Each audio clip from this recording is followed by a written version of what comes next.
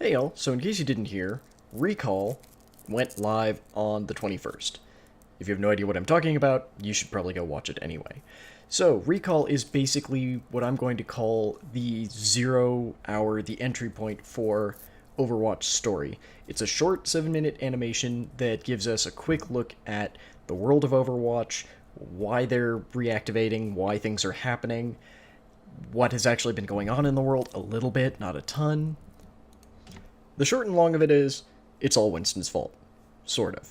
Not really a bad thing, but let's really get into this.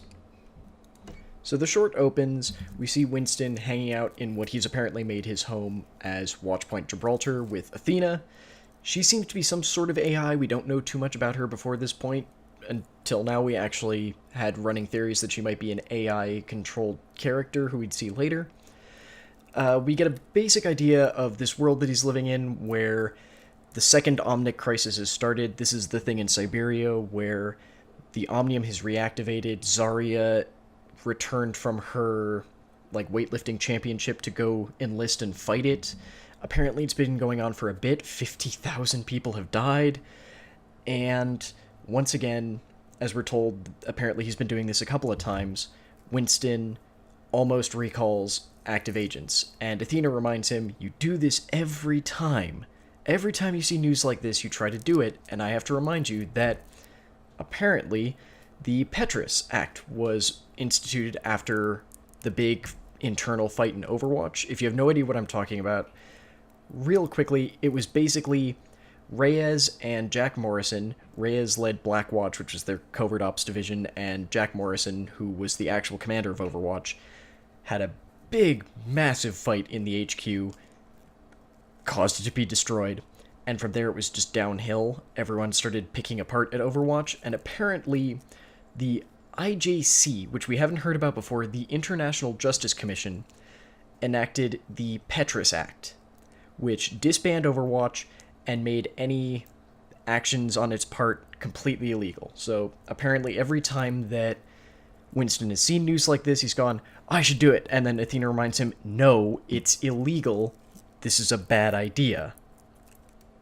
So once that's out of the way, which they managed to do in about 10 seconds, so pretty nice, we get to start seeing pictures of Overwatch's past. We see some sort of graduation or certification of some sort for Winston. It's really difficult to read what it says, I'm not 100% sure, but present are Reyes before he became Reaper, Jack Morrison before he became Soldier 76, Torbjorn, Mercy, Tracer, Winston himself, Reinhardt, who is, holy crap, huge. He has to lean in and he's still taller than a gorilla. We also see Genji and McCree, and Pharah's mother, who strangely appears to be holding the same sort of sniper rifle that Widowmaker uses, which is a little bit odd. I'm certain we'll get more information on that eventually. We also get to see pictures of Halloween photos of Mercy and Torbjorn, where Mercy's a witch and Torbjorn is a Viking.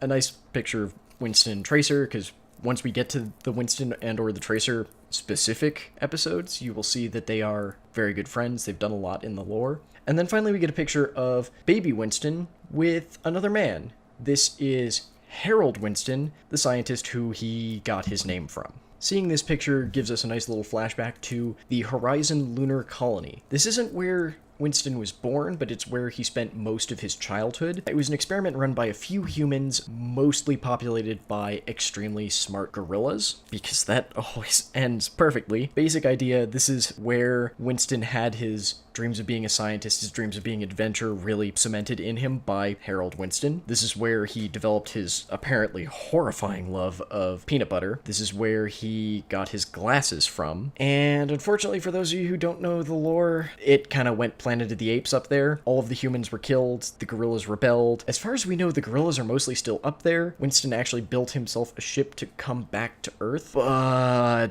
I don't think they've ever established what happened to the rest of the gorillas, so that might be something we see later on. Sorry to do a spoiler about that, but the next animation, they've said that there is an animation for Winston's full story in the works, so we'll probably see a little bit more about that later. Of course, nothing can be even remotely good, because obviously, second Omnic crisis going on, we need to throw some some fuel onto this fire as well, and Talon shows up. So if you don't know about Talon, they are a terrorist group. We don't know a ton about them beyond that they are the ones who created Widowmaker. That'll be its own video as well, but just suffice to say they made her what she is. They're also apparently working with Reaper, working for Reaper, not entirely sure which way that goes. Ostensibly here to kill Winston, Reaper has been actively hunting down and murdering Overwatch agents for a while now, but at the same time, Winston also has this database of where all the remaining agents are, so he's also here to steal that. This is actually a really amazing fight scene. I don't even want to try and do it justice. Check it out. It's wonderful. It's actually kind of funny too. We do see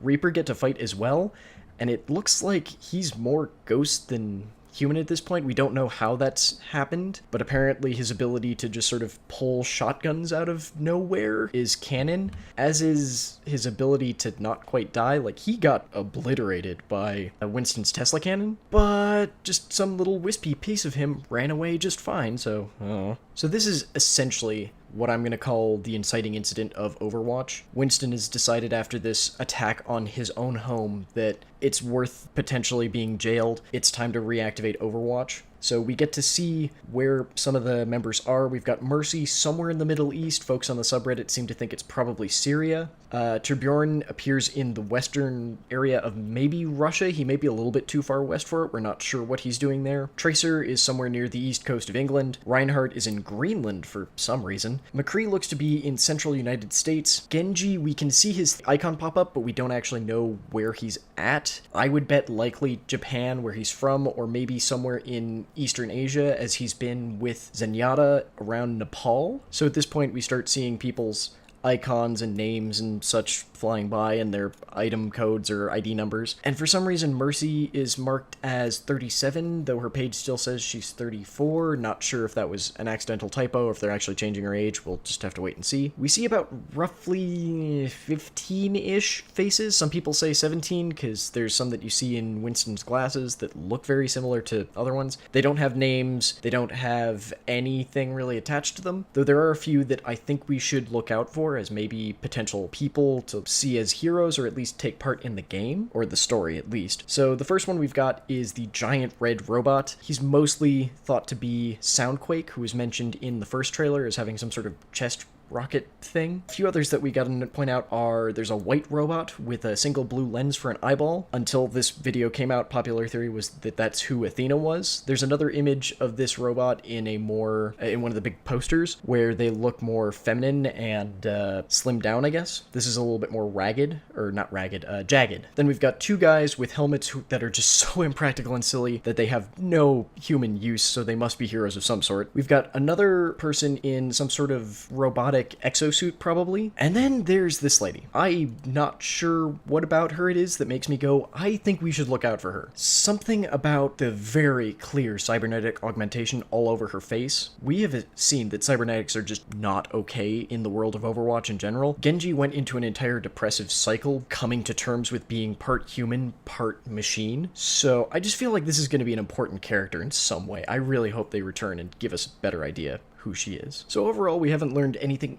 amazingly new. We've got a little bit more world building, which I always will sign up for. The one thing that I think we've really well established now is what our inciting instant, what our 0 point is. So we're going to have before recall and after recall. We'll probably also have some more big events, but this is the one where I'm going to try and use as our AD versus BC sort of thing. From what I can guess, this is likely before the museum cinematic that we saw as the announcement, seeing as Winston and Tracer are working together. The kids don't seem to expect Overwatch to just magically appear out of nowhere, so they're probably not used to seeing them. They probably haven't been active for very long, but at the same time, in this cinematic, we get Tracer going, "It's been too long since we talked." So I'm willing to bet that this is the point where everything continues from here. The first cinematic is probably coming after this. The second cinematic that's sort of We Are Overwatch, I'd bet that that is sort of going on at the same time as this. And then The maps themselves, I will bet, are a little bit after, seeing as actually a lot of the stuff that happens in this is reflected on Watchpoint Gibraltar, the map. We've got his pod that Winston came back to Earth from, hanging sort of disabled because Reaper shot it and tried to drop it on him. You've got the giant hole in the glass around his office thing from where he threw a Talon agent through it. So I think this is going to be our 0 point, which, if nothing else, it's important because of that. And it gave us a lot of backstory with just things like the Petrus Act and the fact that Talon is apparently openly hunting Overwatch agents with Reaper, which is a little odd too. But I think this is a very, very good cinematic, and you should check it out if you haven't yet. Anyway, I will throw you all to the end slate, and have fun. Hello all, thank you very much for watching the video. Remember to like, comment, subscribe if you liked it, all that good stuff. Maybe check us out on Facebook, Twitter, Patreon, our website. See all the different things that we do, and oh my goodness, it's finally a legendary. Let's see what's in it. Legendary and 2 rares, this is the best thing ever.